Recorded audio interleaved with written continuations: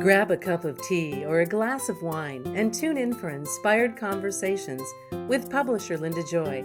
On Tuesdays at 2 p.m. Eastern, Linda creates sacred space for leading female luminaries, empowering authors, heart-centered female entrepreneurs, coaches, and healers. A soulful venue where guests openly share the fears and obstacles they've overcome, wisdom and lessons learned, and the personal journey that led them to the transformational work they do in the world. Inspired Conversations to empower you on your path to authentic, soulful living. Welcome to Inspired Conversations. I'm your host, Linda Joy, Mindset Elevation Coach, publisher of Aspire Magazine, and I get giddy when I get to bring you inspiring, empowering conversations that will open your mind and your heart to new possibilities. Today, we're going to be talking about how the tarot can be used to help you understand your own mysteries, enhance awareness of the hidden forces around and within you and within all of us, and how to use your willpower to manifest the life we desire. So we're going to be focused on how you can use the tarot as a spiritual development tool. And I'm so excited because a dear friend, someone I have known for a long, long, long time, is joining me today. Internationally recognized psychic, holistic healer, and teacher, Sha Blackburn, also known as the LoonWitch, has been empowering individuals to transform their lives using magical principles and her intuitive gifts since 1997. Since childhood, Sha has been drawn to the mystery schools and walks that path today. She's a Reiki Master Teacher, certified Neuro-Linguistic Practitioner, QHHT Practitioner, and is certified in Shamanic Healing from the Foundation of Shamanic Studies. Welcome, Sha. Hi, thank you so much. Well, I was excited about this conversation because, one, I also wanted to talk about this to kind of give everyone a deeper understanding of what the tarot is, right? Because everyone has their ideas of what it is and maybe some fears around what it is, but also help them understand how it can be such a powerful spiritual development tool. So why don't we talk about your story first? Like, when did you start working with the tarot? I actually bought my first deck. So I know there's a lot of listeners out there cringing at this very moment. But I bought my first deck in the 80s when I was 16. And I had been reading the Gypsy Witch fortune telling cards for about 3 years at that time. And I have to tell you, when I got my first deck, I looked at it and I was like, I don't like you at all. I didn't understand it. I thought I had to memorize this big, huge book. And I found it really, really stressful to work with the tarot. So what I did was I put it aside, after trying to figure it out for a few months. I said, all right, I'm going to just put you aside. I can't deal with you right now. And I spent a lot of time looking at the cards one by one. So that's how I actually taught myself how to read the tarot. And I did it by pulling a card at random every single day for 78 days. So basically, I spent the summer looking through each card, seeing how the card was playing out before my eyes in my life, and connecting back to that imagery. And there's so many different decks out there now that I feel like everybody can find a deck that really speaks to them. I actually collect them and have a little over 200 decks right now. Oh, Sha, do you know, I've known you a long time, and I didn't know you're an avid collector. I love that. I am an avid collector. Yeah. I have so many crazy decks, some that are out of print, and of course I left a list of the more expensive ones with my will, so that if something ever happens to me, Bert will know like what to sell and what to save. Oh my goodness, I love that.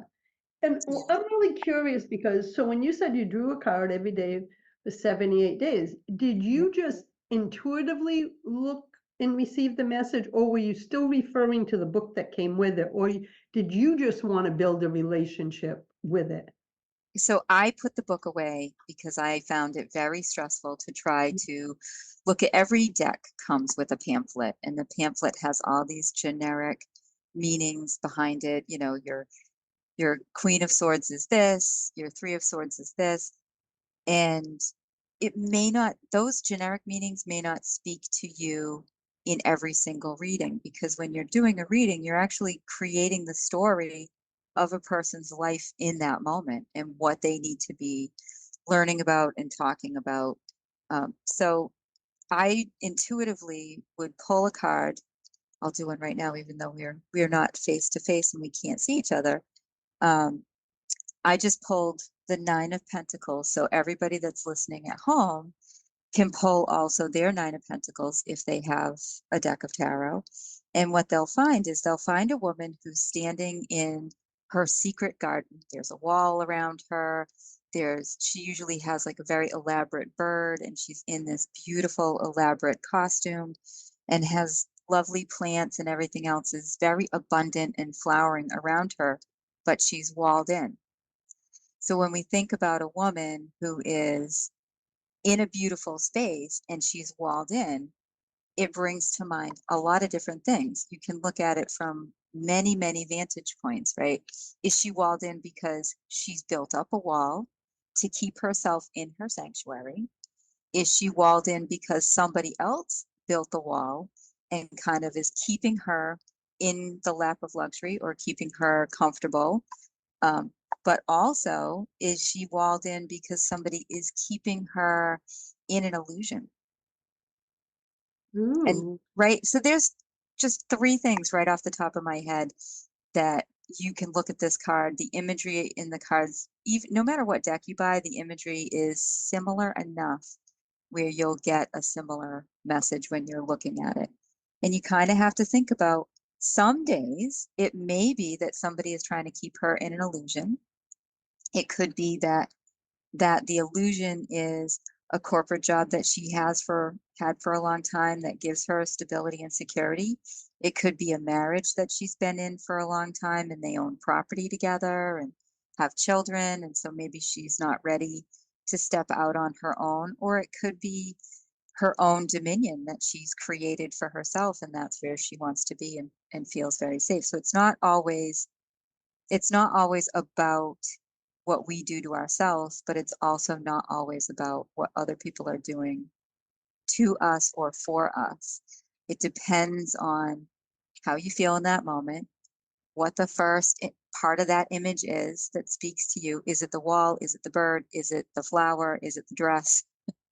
You know, yeah. so we can get really, really deep in the tarot. And it's one thing I recommend to my students, even though I teach several different types of tarot classes. I always recommend to the students, put the book away, build the relationship with your cards for yourself so that you can see how they want to communicate with you. And it also allows you to understand how you communicate with yourself. If you're looking at images and you're constantly thinking about what other people are doing to you, that's how you communicate with yourself. That's where your self-talk comes from. You always feel, I shouldn't say always, I got to avoid those broad generalizations. You often feel like things are being put upon you, or you're not in control of your own life.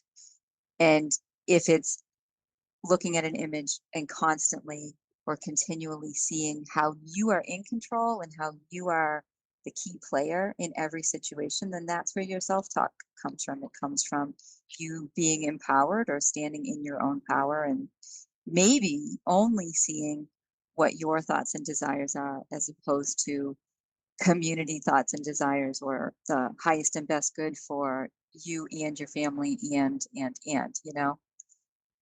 It's so extraordinary. So much can come from a person's own view. Oh, Like absolutely. Yeah. the people, because as you were describing the card before you gave the, description, Mhm. I mean, as you were giving the description, when you were describing it, I immediately went to abundance when you said garden, flowers. And when you said the wall, um, I said to myself, maybe because I'm a mindset elevation coach, I said, ooh, it could be their thoughts and limiting beliefs walling them in. Absolutely. It came up immediately again, maybe because that's what I do for people. That's what came up. Yeah. So one of the things is I love that you said is because I have all kinds of different types of decks, and I do have a question for you when we come back from our first break, because I'd love some clarity. And I love that you said about putting the book aside, because I'm like, okay, how does this relate to me? Because I'm reading what someone else said instead of just intuiting, and I'm very intuitive. So I still keep the book handy, but I notice I don't look at them because I have a couple favorite decks. Yep. I don't look at them as often, and now I love your reasoning for not looking at them. It's an intuition building tool. It is, absolutely. I would take the card that I pulled each day, put it in my wallet, and bring it with me everywhere. And I'd be subconsciously looking for that card to appear in real life or in real action in my life. Ooh, I love that. Now, I have never taken it with me, but for many years, I had one of those little frames you buy at Michael's. It has a little clip on it so you could clip a photo, and I would have it right on my desk, and I'd clip the card of the day Yeah. and keep it right there in my energy field. So I love that. We're going to take a real quick break, and when we come back, we're going to dive even deeper into this. I'm so enthralled with this topic. We'll be back in a moment, my friends. I'm with Sha Blackburn. You can stay tuned because we have some more juicy conversation coming. We'll be back in a moment. Inspiration for a Woman's Soul. Aspire Magazine, inspiring and supporting women on the path of self-discovery. Claim your free digital subscription today, which includes access to thousands of dollars of personal development bonus gifts from Team Inspiration partners. Claim your Aspire Magazine subscription today at subscribetoaspire.com. Welcome back. You're listening to Inspired Conversations. I am with internationally recognized psychic, holistic healer, and teacher, Sha Blackburn. And today we're talking about using the tarot as a spiritual development tool as well as an intuitive development tool. You can learn more at LoonWitch.com. So Sha, one of my questions is, because I've seen it come up in communities and I've been curious over the years, for those who hear the word oracle deck and tarot decks, is there a fundamental difference? Yes, Okay. there is. That's the short answer. The long answer is your tarot decks have 78 cards. They have only 78 cards. There are a few decks. Now that I've said they only have 78 cards, I'm going to tell you there's a few decks that have 80 cards or 79 cards. And the reason behind those additional cards, especially with one deck in particular, the Thoth Tarot, is because they, meaning the people who created that deck, want you to choose between two options for a couple of different cards. And then there's another deck that has a 79th card, and they list that 79th card as the unlimited possibility card. So if it comes up in a reading, it's kind of like you have to take yourself out of linear time, take yourself out of everything that you've believed, and realize that this 79th card is kind of like God popping into your life and saying, okay, this is what we're doing right now. However, traditional tarot decks only have 78 cards, and oracle decks usually land between 44 and 52 or 56 cards in a deck. They don't usually go over that amount, and oracles are typically used more for self-reflection than working with a client, you know, unless you're doing a coaching exercise and you want them to kind of be inspired by that particular card. Whereas your tarot is broken into two arcana, and arcana means just like a story or a mystery. Think of it as like an unraveling. You've got your major arcana, and those are the cards that are the Fool's Journey. So it starts with card number 0, which is the Fool, ends with card number 21, that is the World.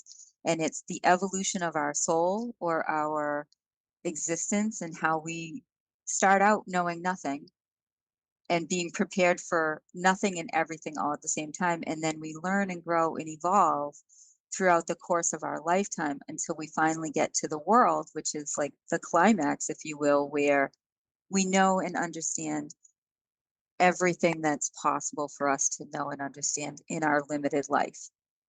And then the minor arcana is where our playing cards came from. That's the 4 individual suits. Each suit has 14 cards in them, and those suits relate back to our everyday life. So you've got a suit that relates back to money and family, a suit that relates back to your work and your social activity, a suit that relates back to your mindset, and a suit that relates back to your intuition and emotions. So that's a big difference, because it sounds like, in my understanding of what you just said, is it predictive or Yeah. is it guiding? It's both. It Okay. can be predictive. If you phrase the question, what do I need to pay the most attention to in the next week? And you shuffle your cards focusing on that question. And then you pull 1 or 2 cards at random, then it's predictive, right? It's telling you this is something that's going to come up, and this is what you need to pay attention to. If you're looking to discover some truths about yourself, then it's not predictive. It's not telling you what's going to happen or what is potentially could be happening, but the tarot is going to reveal to you some of the things that you keep hidden from yourself. So if I were to hold my deck, because I don't know, can you hear me shuffling them? That's okay. I always have a deck right here. So if I were to shuffle while I'm thinking about what is something that promotes me having negative self-talk, and I pull 1 card, the card I pull is the 6 of Swords. And the 6 of Swords, just to describe it, is typically a person in a boat. The boat has 5 swords point down in the base of the boat. And then it also has 1 character who may be shrouded or look like they're an ethereal kind of being, and they're actually steering the boat, and they're usually steering it with a sword, which isn't exactly the best way to steer a boat, especially a boat that potentially has 5 or 6 holes already in it. But when you, right, and they're going across this big body of water, and you can usually see some land in the distance. So when you think about that card, and my question being, what is something that typically promotes my negative self-talk? And then you think about, well, I'm not steering my own boat. I have no control over where I'm going. So if I tell you that swords relate back to the mindset and the intellect, then you have, so it's really appropriate, right? Because that's where our self-talk comes from. Yeah. You got to love how the cards are working with you all the time. So then you start thinking about, it's really in my mind. And when I allow my thoughts to wander into places where I feel uncomfortable, then I start allowing that fear to creep in, and I start putting myself down, because these could be thoughts that have been put on me from other people in my life, ex-boyfriends, ex-spouses, parents, grandparents, teachers, bosses, all of those people that take a role in developing who we are. Maybe I took on too much of their unhealthy criticism, and instead of growing from it, I just hung on to it, so that when I start to feel uncomfortable, I go back to those not good enough, not good enough, not good enough, and I start to give up control. And that 1 card, right, is like you said, it gives you the insights of where, it gives you the insights to the question you just asked it. So that's Exactly. where the personal spiritual development part comes in. Here's the thing I always hear. Some people get afraid. I can remember a girlfriend maybe 15, 20 years ago. We were all at a big show, like there was vendors, and she saw a tarot reader and she got scared because of the imagery on some of the cards because she saw the death card, right? Yep. But the death card doesn't mean, am I correct, that if you get that card, let's talk about that card because I think that has a lot of triggers for people. It does. It does. And Oh. yes, so the death card all by itself does not mean you're going to die. It typically means it's what happens after I'm using my air quotes, nobody can see. It's after the death has already happened. So once you have released something, given up on something, moved beyond something, it signifies new life, new growth, expansion, metamorphosis. So the things that happen once you've left behind that old, worn out, used part of yourself or relationship, once you don't need that anymore in your life, the death card comes in and says, okay, now your grieving is done. I'm just letting you know that's dead. It's dead to you. You don't need it anymore. Your grieving is done. Let's look to the future and see what comes from the new life that springs up from death. And when we think about death, before we had people entombed in concrete in the ground, we would bury them in the earth, or we would burn them and their ashes would be scattered someplace. And all of the nutrients from the body as it decomposes and is decomposing in the earth brings forth new life. So all those parts of our physical form that were no longer serving us because we don't need them, we've ascended to a different level, right? Now it's nourishing the earth. Some new flowers can grow.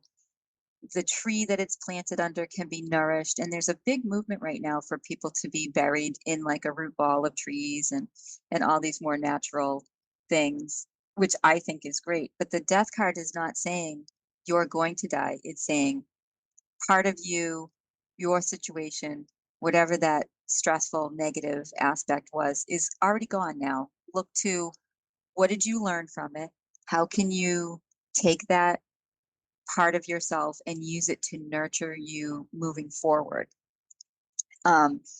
Physical death in the tarot, usually for me anyway, I can't speak for all tarot readers, but for me, I need to have 3 very specific cards come out in a reading in a very specific pattern. And then I know, and it's happened.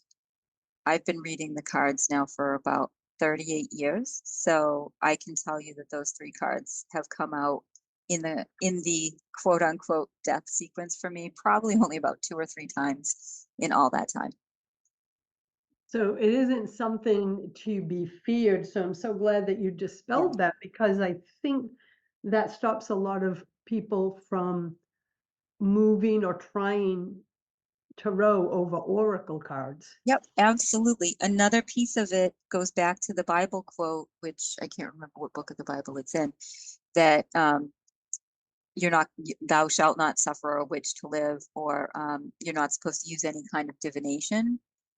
And for people who are really into the Bible, I encourage them to read more than just that one line and really look into it, because back when the Bible was being written, it was very common for noble people to have a soothsayer or have a fortune teller working with them. Sometimes it would be an astrologer, or sometimes it would be somebody that was using a different form of divination. And that was as a predictive tool, so they could see, how is this battle going to come out? Is there something that I should know about my enemy before I go to face them? And it was a really very common practice. So when you are going to get a tarot reading, you want to think of it in terms, yes, it's predictive, but it's not set in stone either. There is nothing that you can't control in your life. And I feel like people don't realize enough that the only things that we as human beings have control over is ourselves and our actions and reactions to things. So if I'm giving you information that you don't like in a reading, if I'm telling you that you're going to get divorced and you're going to lose your house, and you don't like that, because who would? It's up to you to make changes in your life to avoid those things from coming in. You can say, well, let's say you cheated on your spouse and you're going to get caught and he's going to want to divorce you. Well, how can you change the course of that? One, stop cheating on your spouse. Yeah. Two, go into some kind of counseling or therapy and have a frank conversation with your spouse about why you cheated or why you feel like the relationship is in peril. And a lot of times just having conversations with the people that we care about is a huge shift in what happens and how they act and react towards that stimulus and how you act and react towards the conversation that happens. I have a client that always wants to ask about love, and every time I see love coming into their life, they say, well, and they give me, 3 or 4 different excuses why now is not the right time for them to find love. And I just keep telling them, okay, so if you don't want to find love, it's just going to keep coming up because it's available to you and you keep turning away from it. And that's why it's not coming into your life, because your actions and reactions to that information are like, that's not something I want or am prepared for. So we push that mentally away. I love this because I always believe our thoughts and emotions, attract our reality. Absolutely. And so I love this whole conversation about the predictive part of the tarot. We're going to take another break, my friends. When we come back, I want to talk a little bit more about that before we move on to something else, because I do have some questions. And I think this will give people a lot of peace, too, of how we can use this. So we'll be back in a moment, my friends. I invite you to visit Sha at LoonWitch.com. She has an extraordinary free gift there called the 3-piece Magical Living Elevate Your Frequency Kit. You can grab that while you're there. We'll be back in a moment. There is magic within you and all around you. Sha Blackburn, internationally recognized psychic, shamanic healer, and teacher, known as the LoonWitch, has been empowering individuals to transform their lives using magical principles and her intuitive gifts since 1997. Sha is a high priestess in the Order of Blended Wisdom Coven, ordained minister, Reiki Master Teacher, certified Neuro-Linguistic Practitioner, and QHHT Practitioner, certified in Shamanic Healing from the Foundation of Shamanic Studies. For over 20 years, she's been a popular media guest, providing wisdom and live intuitive readings. Sha offers an empowering variety of in-person and virtual workshops on the topics of divination, healing, metaphysics, and more. Clients around the world turn to her for tarot and rune readings and to her intuitive wisdom for guidance and clarity. Ready to tap into your magic? Visit LoonWitch.com. Thanks for joining us as you're listening to Inspired Conversations. This is your host, Linda Joy, and with me today is Sha Blackburn. So I love everything you just shared about the predictive that our thoughts, actions, and something else you said is reaction, the way we respond, because I believe it's a response to everything in our life that sets the stage for what's going to happen. If we're always reacting, then we're creating chaos in our own lives.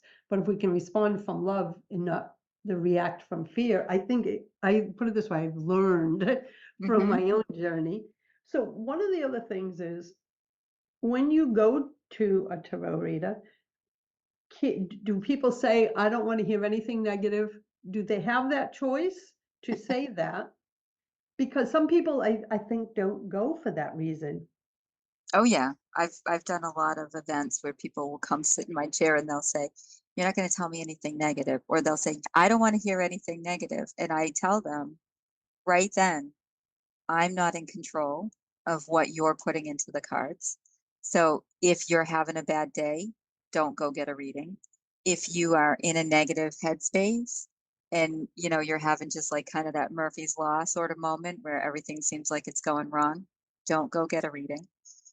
It's not fair for you as the client to try to put parameters around what the universe wants to tell you. And our job as a tarot reader is really to tell you all the things that you want to tell yourself and all the things that the universe, God, the angels, your spirit guides, whatever, want to share with you. And Sometimes those things are not going to be comfortable for you, but what an opportunity you're missing by trying to force somebody to change what their guidance is giving them to share with you. So most of the time when people come and they'll say, I don't want to hear anything bad, I'll sit and talk with them for a minute and see if we can get a different mindset going before we do the reading. And if I don't think that they can come to that real positive mindset, then I might tell them I'm not going to give them a reading. Yeah, because what I'm hearing is it's putting parameters. You're, as the reader, aren't in charge of the cards that come out. Right. It's their energy, what's in their energy field that is, I guess, choosing the cards that appear. So it isn't like, well, Sha, I didn't want that card. Well, Sha didn't pick it. Your energy field did. Is that correct, Rhea? Exactly. Okay, That okay. is correct. Yep. Even when I do phone readings and I'm the one that's shuffling the cards, I'm talking with you while I'm shuffling. So, and I'm not asking you any personal questions. I might say something like, oh, how's the weather been wherever you are? Or, just little sidebar conversations to get your energy into the cards while I'm shuffling. Um, and that way I know that I'm getting what you need to hear is coming through. Yeah, see, I love that. And so I want to talk about too is, how do you care for your tarot deck? How do you keep it free? Because like every person free of, I don't want to say energetic clutter, I guess, Yep. negativity. Because especially like if you're at an event, which I know you do a lot of events, Mhm. uh, how does someone keep their deck clear? So it's a lot like, how would you care for your children? How would you care for your friends, your family? I treat my cards as if they are my best friends. So every deck that I have, when I take it to go to an event, it has a nice cozy little carrying case. I keep it with some crystals. I typically like to use rhodonite and black tourmaline with my cards, mostly because those cards help to clear the EMF field, help to keep away negativity, help to cleanse things after they've been handled. And then I always shuffle in between each client. I'll go through and I turn all my cards to be facing in the same direction. I'll shuffle 9 to 11 different times in between clients so that it's getting that previous person's energy out and the new person can then be free to put their energy into the cards.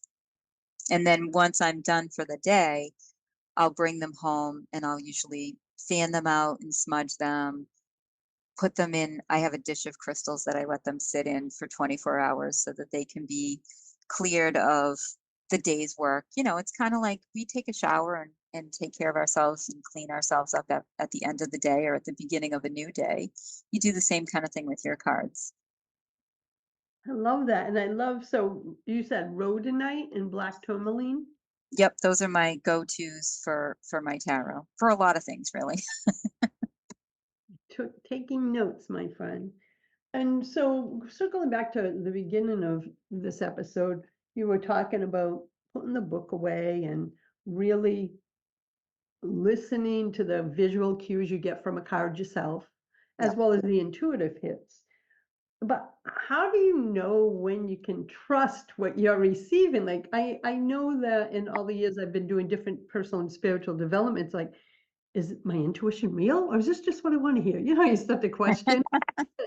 I don't do it as much now, but I know when I was on my journey, that was a big thing. You're like, Lynn, how do you know you're not making this up? It's not really your intuition. So talk about that. How can they Yeah. know that there's trust in what they're hearing? Sometimes, and I get a lot of adults that come and learn from me, and a lot of times they'll say, I used to be psychic when I was a kid, and then I just turned it off. And a lot of times when we are growing up and going through school and things like that, our parents, our teachers, our peers will tell us those things that we believe. They'll tell us things like, I don't want to disrupt any parental things about, Easter bunnies or Santa Claus. But a lot of people will say those things aren't real. And we have to know that our individual experiences are our truth. So when you look at a card and it speaks to you and you can feel it speaking to you, like that Nine of Pentacles that I pulled out in the beginning, and I was describing the card, and you immediately had a feeling about it. It was instant. It Yep. was, Yep. And it's kind of like some people will get the hair on the back of their neck will stand up. Some people will get like a little shiver down their spine. Some people just get that sense of knowing. Some people will sit up a little bit straighter or take a deep breath. Your body is going to alert you when something is real and when something is, that's just, like seagulls at McDonald's parking lot when you're sitting there eating fries and they're landing all over your car. It's because yeah, you're at McDonald's parking lot, not because the seagull has some, spiritual message for you. But if you were at the top of Mount Washington and a seagull came down and landed on the hood of your car and stared at you, that is a spiritual sign yes. because And what they're not there, right? exactly. And going back to that Nine of Pentacles, that's exactly how I received it. I thought of the garden first. I'm like, oh, so beautiful and abundant. Yep. And then the mindset blocks that person has because they're fenced in. So in my mind, they have mindset blocks around abundance. That's what dropped in that 2 seconds. And it did come through as a knowing, even though I'm not visually seeing the card in front of me because we're on the radio, but that's what you're talking about. It was just a knowing of, oh, Just that and knowing. yeah. And I didn't second guess and go, well, that wouldn't mean it. So that's what you're looking for, is those moments of knowing, and everyone receives that different. Like I sometimes will get soul bumps on certain things. Yeah. But normally it's just drop in knowing, and now I trust my knowings, whether it's working with cards or anything else. Yep. It's something you said at the beginning too, is you wanted those 78 days to build a relationship with that deck. And really that's what it is, right? Yes. It That really is. will come as you create the relationship with your intuition and the cards. Yes. And I highly, highly recommend that people journal. I can't stress enough how valuable it is in learning to trust your intuition, that you're writing things down that you feel or see when you're working with cards, so that later on, when that thing occurs, and it might be 1 day, 7 days, 30, 60, 90 days away from when you had that first intuition, but you can go back and say, when it happens, often we're like, oh, I knew that was going to happen. And you can go back through your journal and say, oh, yeah, that was when I pulled that Nine of Pentacles and I journaled this 2 or 3 sentences about it. And now here it's come full circle. I can see that Nine of Pentacles in action in my life. I love that. And I'm a big journaler. We're Me going to too. take a final break and come back for the last segment. And what I want to talk about that part a little more, about the journaling. And I just had something drop in and now it went poof. So we're going to go to break, and we'll be back in a moment. Please visit Sha at LoonWitch.com. We'll be back in a moment. Are you ready to invite more gentleness and less judgment into your life? Self-worth coach Nancy Reed, longtime teacher and facilitator of A Course in Miracles, supports successful, empathic, and mission-driven women to embrace their perfectly imperfect self with curiosity and gentleness. She holds loving space and compassionately guides women to learn to trust the wisdom of their soul and live from their dreams, not their perceived limitations, and to quiet the voice of their inner perfectionist so they can hear their inner voice. Nancy is a popular media guest and author of the award-winning book, Happily Ever Now, Not After Everything Else is Perfect, a gentle guide for overcoming the paralysis of perfectionism by embracing our innate guidance. For supportive resources, inspiring content, and to join her Sparkle Circle Facebook community, visit nancyreed.com. You're listening to Inspired Conversations, my friends. Thanks for circling up with us today. I am with internationally recognized psychic, holistic healer, teacher, and my friend Sha Blackburn. You can learn more at LoonWitch.com. So I love the idea about the journaling. When you draw the cards, I've always done that. I always draw my cards for like, I don't go by New Year's. I go, my birthday's my New Year. Oh, I love that.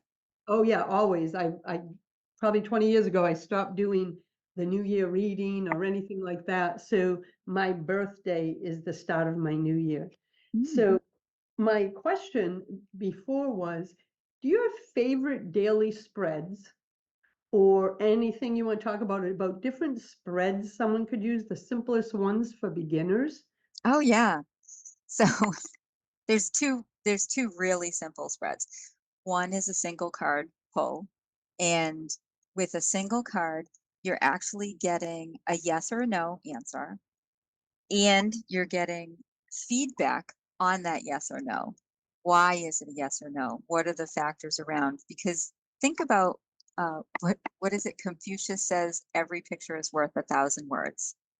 So if you have a tarot deck, you have 78,000 words at your disposal, right? So when you pull a card, that one card is going to tell you a simple yes or no based on your initial reaction to the card. And then it's going to tell you more information because you've still got, 999 words left. So are we So asking, when we do the single card pull, are we holding a question in our energy field and not then, always, not okay, always. The single card pull can be, a lot of times when I'm teaching, I'll say to my students, ask the question to the universe of, will today be a good day and why? And then do your single card pull.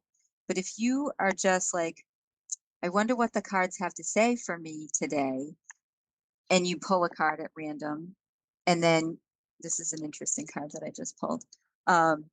You look at the card, the answer of yes or no is right in front of you. Is today going to be a good day? That's your yes or no. And then the why allows the card to expand on why you feel yes or why you feel no. But you don't have to have a question in your mind. You can just be okay. like, I wonder what's in the cards, or just randomly pull. I recommend if you're going to pull randomly with no question that you do it while you're still laying in bed before your feet touch the floor. And the reason behind that is kind of silly, but the reason behind that is because once your feet touch the floor for the day, you're already making decisions about how your day is going to proceed. And when you're in bed, you're still in that in between time of I'm not up and running yet. I'm still mindful and contemplative and thinking about what I want to become today. So you're in that more spiritual, ethereal mindset. I love that. I have a morning ritual that I do. So I believe in that sacred space from when your eyes are opening to when you Yes. go to bed. So believe me, I get that too. So we still have a few minutes left. So what's another spread that they can do? The second easiest spread is called I call it the 3-card easy peasy. And the 3-card easy peasy is literally 3 tarot cards. You pull one first, and this one typically you would ask a question. Okay. And the first card goes down in the center. And that center card is the now. It's what's happening right now, either around your question or what's happening right now without any question. The second card that you pull as you're sitting facing the card on the table, you're going to put that second card behind the first card on your left hand. And that is the past, or how you got to today, how you got to card number 1. So card number 2 kind of tells you, like, how'd you get into this situation? What were the contributing factors to that? And then the third card gets pulled and goes on your right hand. So it goes in front of that center card. And that's the most likely outcome to what's going on with the 2 cards before you. So how you're going to get out of the situation, or how the situation will resolve. And that's a great spread to do when you're contemplating things like changing jobs or changing careers, or if you have a question around your health, although I typically don't like to answer health questions, and I don't recommend that people rely solely on their cards or a card reading to discuss what's going to happen with their health. I do feel like if you are nervous about having a test done, your fears may be allayed by doing a little reading and seeing like, oh, perhaps that test that showed I had cancer maybe is human error, and when I get the test redone, it will be okay. Or maybe it will give somebody the courage to seek a second opinion. And in that case, I think that it's fine, but don't make your life decisions on a card reading. Such great advice. And I love that you shared some ways that I call it playing with the energy, right? Mhm. Make it fun, make it playful if you're going to begin using or getting to know a tarot deck. So in the last few minutes, do you have any special decks that you recommend? Or I mean, I don't know how you choose a favorite out of 200 babies, but do you have a favorite? Um, I don't have one favorite. I do have one that I use pretty consistently, and it's the Hanson Roberts Tarot. That's the deck that I teach with. And one of the things that I love about that deck is it's pretty traditional in the artwork. So it goes back, a lot of people know the Rider-Waite deck is one of the core decks. And although I do own a Rider-Waite, finally I own a waterproof version of it. So I kind of like that. But I prefer my imagery to be more whimsical, so that when I'm doing readings for people and they're looking at the cards, because that is the vehicle, that's the medium between myself and the person that's getting the reading. We're both looking at the same image, and their energy and their energetic reaction to the imagery is coming through to me. Even if I'm not looking at them, that energy is coming through. So I prefer that my cards don't look scary. Even my devil and death cards, they're kind of whimsical. Um, and so the Hanson Roberts Tarot is a great deck. It's a smaller deck, so if you have smaller hands, it's really good. It's easy to understand. The colors are really bright. And another deck that I absolutely adore is called the Happy Tarot. And the Happy Tarot, I tell people, is kind of like if Candy Crush Saga were to meet the tarot and have a tarot baby, it would be this deck. There's nothing in that deck that is scary at all. Even the most feared cards, like the Tower card, the Devil card, the Ten of Swords card, those are some of the most feared, that people are like, "Ugh, I don't want to look at that card." They're so adorable, you just can't even get upset. And that's a great deck to use if you're going to read with children. If you've I got think little. that's wonderful that they came up. I mean, just the name, automatically, but I think it's great. The energy opens the doors for someone to play with it instead of Absolutely. closing the door and going, I can't do this, I can't do that.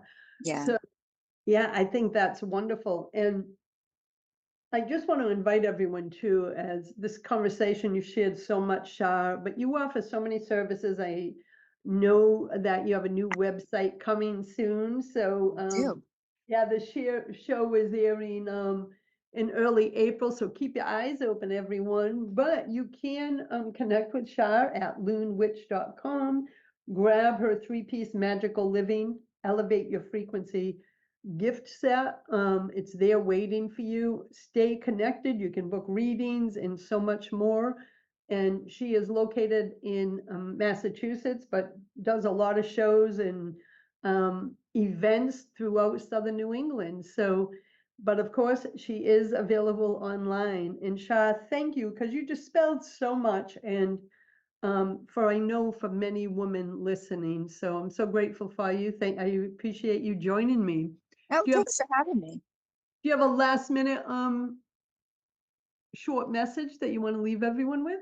A last minute short message. Oh my gosh. Well, don't be afraid of the tarot. The tarot is a way for you to tap into yourself. And if you want to learn more about how to read the tarot effectively for yourself and others, reach out to me and let's get together and I'll teach you. Ooh, I love that. And again, everyone, that's LoonWitch.com, and Loon is LOON, witch.com. Until next time, my friends, choose love, choose happiness, choose blessings. Have a wonderful day, and we'll circle up with you soon. Thanks for listening to Inspired Conversations with publisher Linda Joy. Join our sacred space every Tuesday at 2 p.m. Eastern and meet leading female visionaries, empowering authors, heart-centered female entrepreneurs, coaches, and healers. Inspired Conversations with Linda Joy is a soulful venue where guests share the obstacles they've overcome, along with wisdom and lessons learned on their personal journey that led them to the transformational work they do in the world. Inspired Conversations to empower you on your path to authentic and soulful living.